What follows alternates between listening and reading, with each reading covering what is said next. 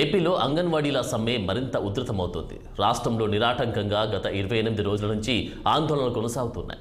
GO number 2 రద్దు చేయాలంటూ అంబేద్కర్ కోనసీమ జిల్లా రామచంద్రాపురంలోని అంబేద్కర్ విగ్రహానికి వినతి పత్రం ఇచ్చి వినూత్న నిరసన తెలిపారు. జగన్ అంగన్వాడీ హెల్పర్లను తమ న్యాయమైన డిమాండ్లను రాష్ట్ర ప్రభుత్వం పరిష్కరించాలని మెయిన్ రోడ్డుపై మానవహారం నిర్వహించారు. కనీస వేతనం, గ్రాట్యుయిటీని పెంచే వరకు సమ్మె కొనసాగుతుందని అంగన్వాడీలు తేల్చి చెప్పారు. డిమాండ్లు పరిష్కరించకుండా ఎస్మా ఉపయోగించడంపై వారు మండిపడుతున్నారు. ఇప్పటికైనా ప్రభుత్వం తమ సమస్యలు పరిష్కరించాలని, లేనిచో సమ్మెను మరింత ఉధృతం చేస్తామని హెచ్చరించారు అంగన్వాడీలు. చేస్తుంటే ఎస్మాను ఉపయోగిస్తారా? శాంతియుతంగా సమ్మె చేస్తుంటే ఎస్మాను ఉపయోగిస్తారా? ఇవాళకి 28 రోజులుగా అంగన్వాడీ కార్యకర్తలు, హెల్పర్లు కూడా అందరూ కూడా సమ్మెలకు దిగారు. ముందుగానే అధికారులందరికీ కూడా నోటీసులు ఇచ్చి ఈ కార్యక్రమంలో దిగడం జరిగింది.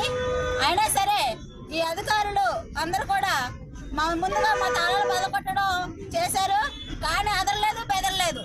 మళ్ళీ మిగతా వాళ్ళందరికీ కూడా షోకాజ్ నోటీసులు ఇచ్చారు అందరికీ కూడా. అయినా అదరలేదు, బెదరలేదు. ఇప్పుడు అందరికీ కూడా ఎస్మా చట్టాన్ని తీసుకొచ్చి అందరినీ కూడా విధులకి హాజరుపరచాలని చెప్పేసి బెదిరింపుల కార్యక్రమాలు చేస్తున్నారు. కాబట్టి మేమెవరు కూడా దేనికి కూడా లొంగవలసిన పని కూడా లేదు. ఎందుకంటే మా పోరాటం మేము చేసుకొని సాధించుకుంటాం. కాబట్టి మా కడుపు ఖాళీ రోడ్డు ఎక్కాం, కడుపు ఖాళీ రోడ్డు ఎక్కి పోరాటం చేస్తున్నాం.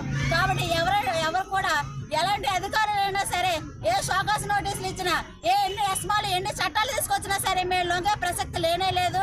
కాబట్టి ఇప్పటికైనా ప్రభుత్వం వారు మా గురించి ఆలోచించి మా వేతనాలు పెంచే ఆలోచనకి మా రాష్ట్ర నాయకులందరినీ కూడా